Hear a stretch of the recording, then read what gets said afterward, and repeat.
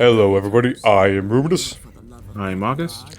and we are here continuing on with our conversation about Kratos' character, which doesn't truly exist in God of War 2. So we will show snippets here and there of the story that happens, which is pretty seldom in God of War 2. But basically, Kratos throughout God of War 2 has two goals. Punch good, kill Zeus. In God of War 1, we saw him have moments of self-reflection. We saw him have these moments of clarity of, I am a servant of the gods, I'm a servant of Ares, I am a killer, but I have a purpose. I'm trying to atone for my sins. In God of War 2, he just fully goes into rampage mode because he doesn't get what he wants. And so he kills a bunch of mortals, he conquers things, he's an effigy of Sparta, and so the gods decide that that's a problem. Continuing on with the Greek tragedy, he is exactly what Ares is. We're continuing with the vicious cycle. Kratos didn't learn from his mistakes. He's still arrogant, he's still selfish, and he's still violent and aggressive, not realizing that it's causing most of his problems, and we see that through most of the game itself. He's conquering Rhodes, city of Rome, as it's being conquered through a Colossus under the Emperor of Nero, and he gets defeated, he drains all his power into the Blade of Olympus, he becomes mortal again, which... whatever, sure. Anyway, and his whole quest throughout the entire game is to kill Zeus. He goes through killing every demigod. The ghost of Sparta. Then what they say is true. Theseus. Of all the fools who try, you would be the last I would expect to seek an audience with the Sisters of Fate. And you are the last one I would expect to become a servant of the Fates. I serve and protect the Sisters of Fate for the glory of Zeus. The time of Zeus is coming to an end. You seek the Sisters to kill Zeus. You no longer possess the powers of a god, Kratos. I doubt you're capable of killing me, let alone the king of Olympus. Let me pass, and I will let you live, old man. I do not think that is your choice to make. I have faced test after test in search of the sisters. And now you have dashed it all away. You certainly do not live up to your reputation, ghost of Sparta. But perhaps this is a test. Are you watching me now, sisters? Give me a sign! Am I, the great Perseus, to kill this fallen god to receive an audience with you? Will that allow me to bring my love back from the grasp of Hades himself?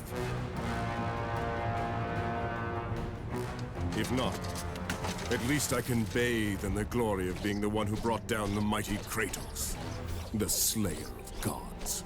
Although I hardly think a Harpy's fool such as yourself deserves such praise. You think you can, but you cannot. Do you hear me? It is my wings that will make it across. It is my test! Do you not know who I am? Have you not heard of Icarus? It is my fate to make it across! None other! This is my test! The sisters will grant me an audience, not you. You will die, White Warrior. You will die. I will reach the Sisters of Fate, and I will use your wings to do so. While granted, I will give Kratos credit for this. He never instigates any of these fights. He basically just says, let me go, I'll let you live. They don't let that happen, which, I will say, is not unfair for them. He's quite a problem, especially as demigods who are caretakers for the gods. But his one goal is to kill Zeus, he kills the Fates, goes back in time, and does all of that. We're talking about the masculinity of Kratos. His masculinity is shown in the worst ways here. He is violent, he is aggressive, and that's it. Dion, I would love for you to input your comments. You watched through the main story of Kratos in God of War 2. as far as I'm concerned, that's pretty much all he is. He punch good, kill Zeus, be angry, vengeful. That's pretty much it. Yeah, I'll briefly iterate what I was thinking before. It feels like there is something that you can say about if nothing else, the creator's perception of masculinity in the face of hubris. You know, when he's in the beginning of the first game, he's very confident in what he's doing. He knows that it's the right thing to do according to himself. And then he loses his wife and daughter through a great personal tragedy, and then he responds to that with anger and violence, and then he just moves throughout the game responding to everything with anger and violence. There's something there that you could talk about if you wanted to, about how, you know, our society perceives just masculinity and its purposes in our society, whether you think that's a good thing or bad thing is whatever. In the second game, that's really doesn't feel present. There's not like a comment, intentional or otherwise, about Kratos' character. It's just revenge, the story, which is fine, but as far as story goes, it's probably one of the weakest ones in the franchise, because all that happens is that he's mad, he wants to get revenge, he doesn't get revenge in this game. So like a lot of things happen, kills a lot of characters, gets a lot of powers, and then the game ends on a cliffhanger basically. And it's just like, what does his character have to do with what happened? And almost nothing, because again, almost nothing happens. He just kills people that try to get in his way. Surprisingly enough, mostly out of self-defense. And a couple times he goes out of his way to kill a couple of people, but for the most part, people just get in his way. And he's like, you don't want to do that. I would have to kill you. And they're like, yeah, you could try. And then he does. So it's really funny how that happens like a bunch of times. And it's not really that interesting. It's really kind of boring and bland, which is unfortunate because the games get really good. I never played them myself, just watching the cutscenes to get an idea of what the character is going through and what the character is doing. And he doesn't really do much. It's not a walking simulator. I shouldn't say that. But if I would interject and say, as the person who played the games and got all the footage for it, it essentially is. It really feels is. like it. Yeah, well, I was telling Dion before, because I was watching, I basically cut all of these videos for him, and he asked, like, what, is there anything that happened between here and there?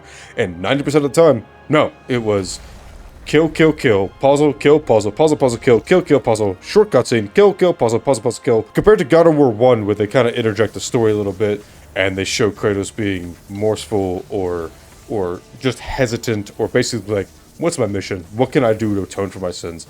That doesn't happen here. Kind of going along with what Dion said, it's just a revenge fantasy. It's just pure violence. And it is a sad thing. So few, if any, moments of self-reflection at all. He doesn't stop to say, what have I become? He doesn't stop to say, when does it all end? Like, he doesn't stop to think there's a better way. He doesn't stop to say he's tired. He doesn't stop until he accidentally kills Athena for defending her homestead. And then he's sad about that, but then he's mad about that. So he doesn't really take a lot of time to reflect on how his actions up to now put him in the situation that he's in, which is having killed Athena, the only god that he cared about.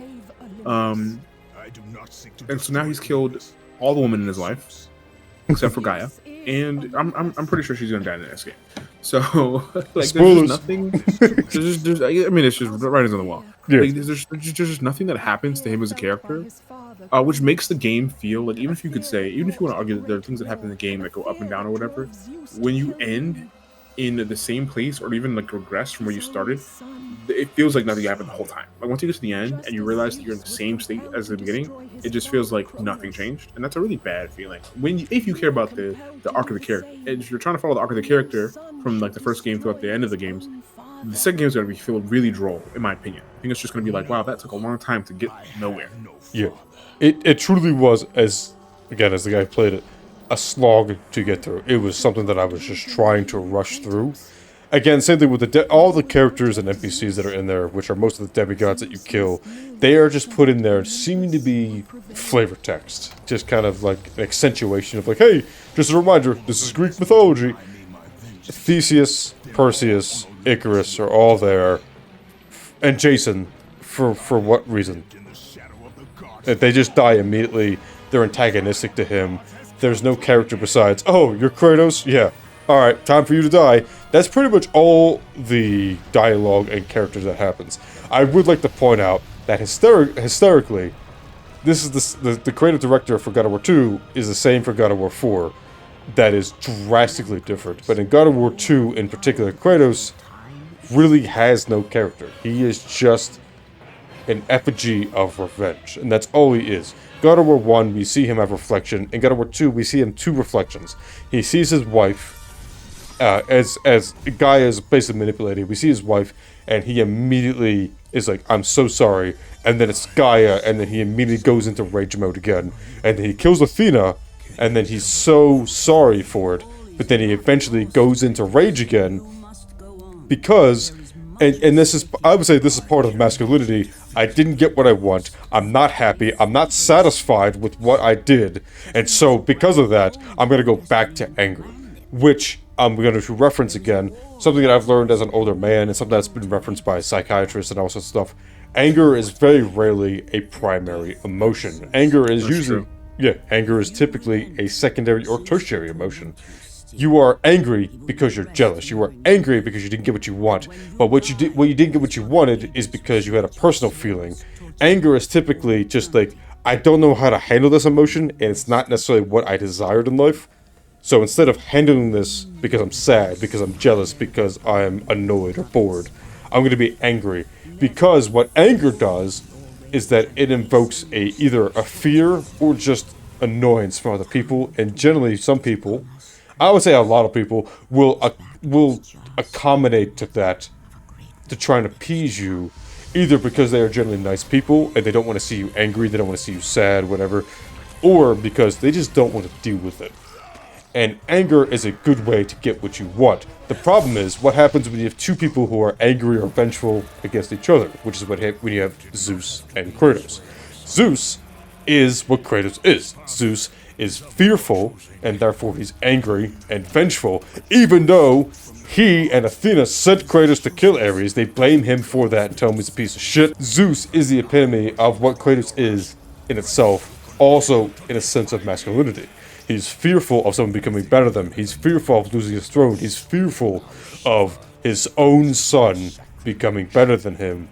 And instead of recognizing those flaws, instead of working through that and recognizing that either Kratos should become the king of Olympus or needs to be handled in a way that he could be the king of Olympus if he's trained better, he instead says, nope, I'm going to get rid of that entirely and kill him. As a character, Zeus is there to represent an antagonist to Kratos' story.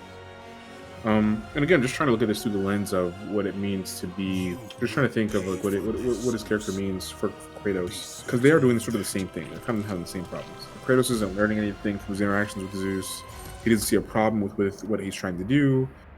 Zeus doesn't see a problem with what he's trying to do. Yeah, there's just not a lot of learning going on here, so there's not a lot to say about what the characters are going through, because the characters aren't done going through it yet. It's just kind of like, the story isn't finished at all. So it's hard to like sit here and be like, well, this is what it means, because it doesn't mean anything yet. I know the crux of this is to talk about masculinity in itself, but the whole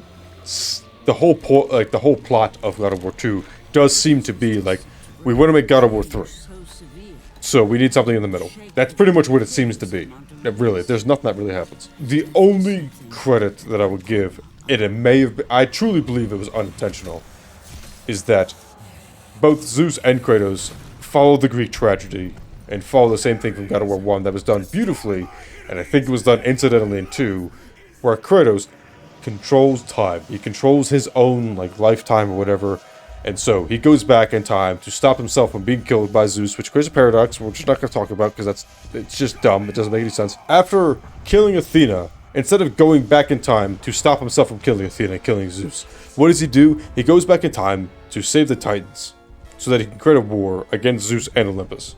Does he go back in time to save his wife? Does he go back in time to stop himself from killing his wife? Does he go back in time from stopping himself from coming into Ares and stopping the Blades of Chaos entirely? Does he stop himself from being killed by Zeus? None of the logical things that happen does he do. What does he do? He follows with his general character flaw of, I am so mad that I just need to kill something. And so he goes back in time to the Titans to wage a war against Zeus. Which, again, goes along with the point of, it seems like you were trying to make God of War 3. and you just need something in the middle between that. Because, logically speaking, there were like 20 different ways for Zeus, the Fates, and Kratos to all be like, hey, let's just settle this and stop this. Because Zeus, if he was smart and not fall into Greek hubris, which he himself is, and I will give credit because the gods are not. They are the worst characters of humans in actual Greek and Roman mythology. Zeus should have gone back in time and be like, hey, Kratos, here's what's going to happen. I'm going to go back in time. I'm going to stop you from succumbing to Ares and falling to this war and killing your wife and child. Go back to Sparta, live a good life, live with your family, do what you need to do as a human, but don't be a dick. And he would basically show him what's going to happen and be like, hey, don't do this. And Kratos could make his own choices, but more than likely that would have stopped what was going to happen. Kratos seems like a decent person. Like, he comes to these moments of realization of like, I've come to these big problems. The problem is, much like a Spartan, he's not intellectually smart.